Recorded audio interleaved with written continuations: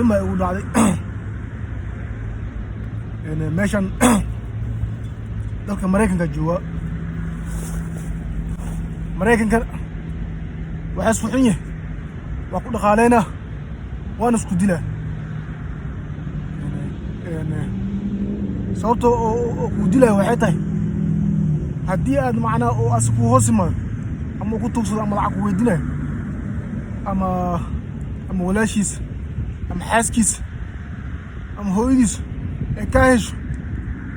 markaas waa markuu adiga oo noloshaada oo burburinaya oo dhulku diray oo macnaa oo isku dayayo inuu oo macnaa ku curyaamiyo markuu qarqoonayna waa markaad dhibaataysan tahay oo xaaskiis iyo walaashiis iyo hooyadiis iyo asabo ay ku hoosmaanin ama ay ku tuugsanin markaas oo ku caawina taasna adduunyaha ka idashay taasna adduunyaha ka idashay adduunyaha idin waa saas adoo wadankaaga joogo qof shisheeye inaad u shaqayso ama oo tuugsato aad ku tahay waa been maayo marka aan hadda wadankayga ma joogin dal shisheeye jooga kaas oo ah Mareykanka oo caalamka ilaa loo imaado Mareykanka sababta loo imaanayo waxay tahay waa dollarka lacagtaas leeyahay iyo horumarkaas gaari darteeda waa marka alxamdulillah yani wax iga leeyahay mala أنا Soomaaliya dawladdeena magaalooyin keena ma sha Allah nooy oo ku dhaqma karnaa oo karnaa nabad nooy waa isfahmayna Soomaaliyeena marka Soomaaliya isku nahay calanka Mareykanka na soo goto oo ka beec dhashay oo si eebgiyo oo si galo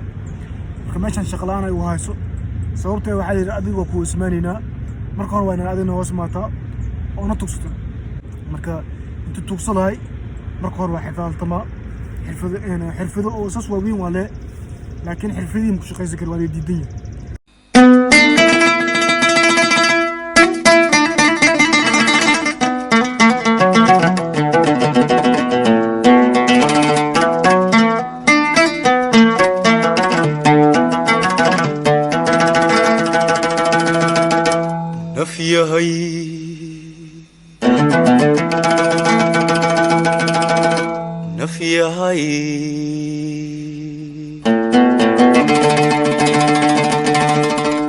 نفيهاي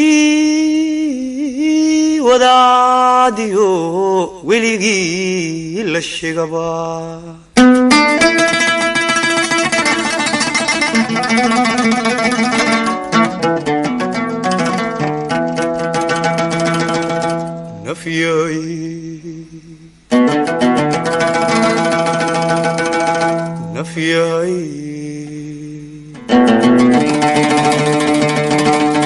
نفيهاي وداديو وليغي للشغبا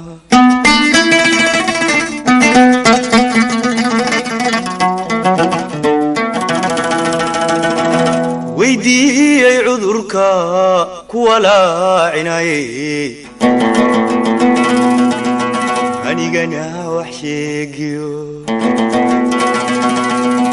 يقدي ديواني وعدك على قوستي